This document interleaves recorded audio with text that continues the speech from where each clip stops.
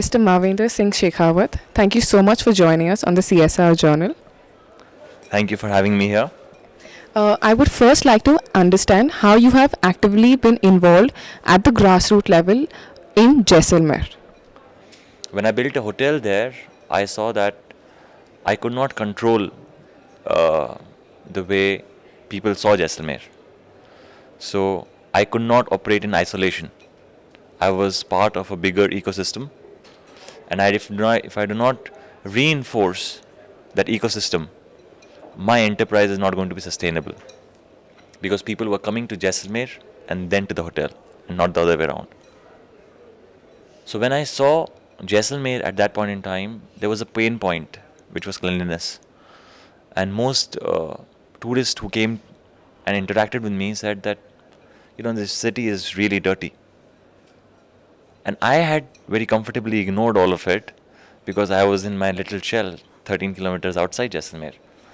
So I went and saw it, and I felt ashamed. I said, there is this reality and there is this problem of the city, and I am a citizen of it. So what is it that I can do to change that reality? And it turned out that starting a cleanliness campaign was supposedly the answer. And people poured in, and then the military joined in, and the army joined in, and then the PSF joined in, and then the teachers union joined in, and then the collector joined in, and then the municipality joined in. So everyone sort of joined in, and we were able to clean and polish that place uh, like it was never done before. And I think that is the change, the little change that we have been able to bring in a city which is usually called the sleeping city, Ungta Hua Sheher.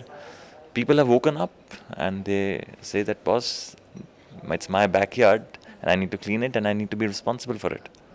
So this is what you have done to take care of the cultural aspect in Jaisalmer.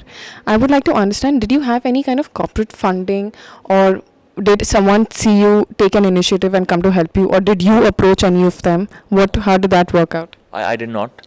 I did not. What I did was I went to hoteliers, people who were invested in the business, and I said that, dude, the place is dirty and we need to clean it.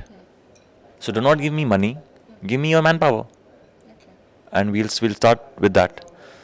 Because when you start go and ask people for money, that they feel that there's so many NGOs in India, and some of them are not doing what they're supposed to be doing. So I said, give me manpower, and the work is for you to see. They gave me manpower, and we cleaned the place. Did you have any problems, any hellbacks, any questions, any paperwork issues?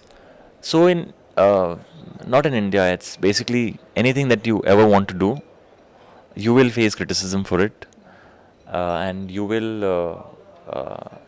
If you don't have problems doing anything, it basically means you're not doing anything. So I'll tell you the problems.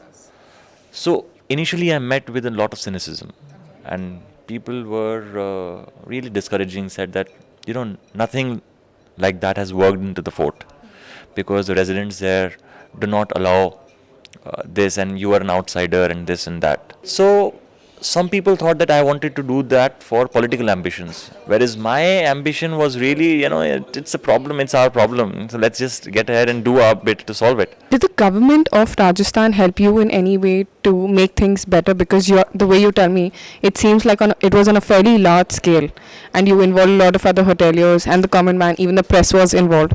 Did the government over there help you in any manner? Yeah, so the government, the bureaucrats there, the collector, the SP, they gave people and they did their bit to support us. You mentioned that there was a lot of cynicism that you faced. What did people actually say? So people said that, this will probably not work because many people have tried this, and, they come with these crusader-like ambitions that they are going to change and bring change and this, that. It does not work in this place. And also, you are an outsider. So people do not like outsiders here. So what do you believe you did different after being an outsider and still your activity is being accepted?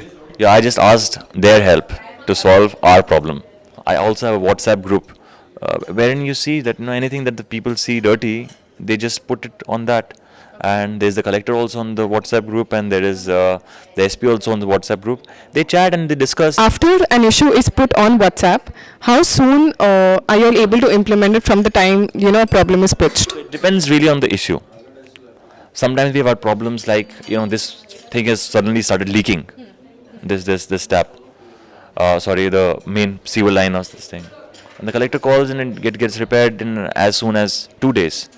But if you post a picture like this road is not made for 6 months, there's little that Mr. Collector can do anything about it, because there are many operational hurdles in this thing. I would like to understand from a CSR perspective, individuals are, like you mentioned, individuals are very important to bring about a change. What do you think you would suggest and tell people to improve the CSR understanding on a grassroots level?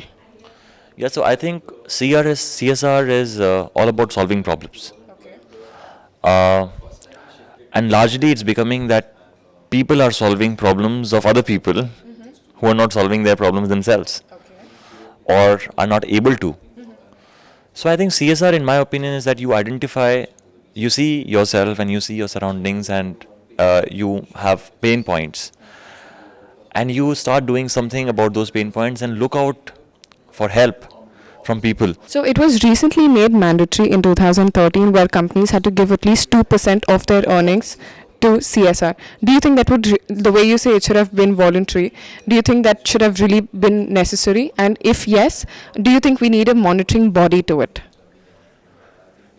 See, that's a very difficult question to answer, because for someone like me who runs a hotel, which just 2 years back it saw its first profit line, we invested a lot of money without any policing, because we believed that we are part of an ecosystem and we need to reinforce that ecosystem. Tell me, what is CSR to you? It's about taking ownership and custodianship and do your bit, as I said earlier, to leave things better than you found them. Thank you so much for joining us on the CSR Journal.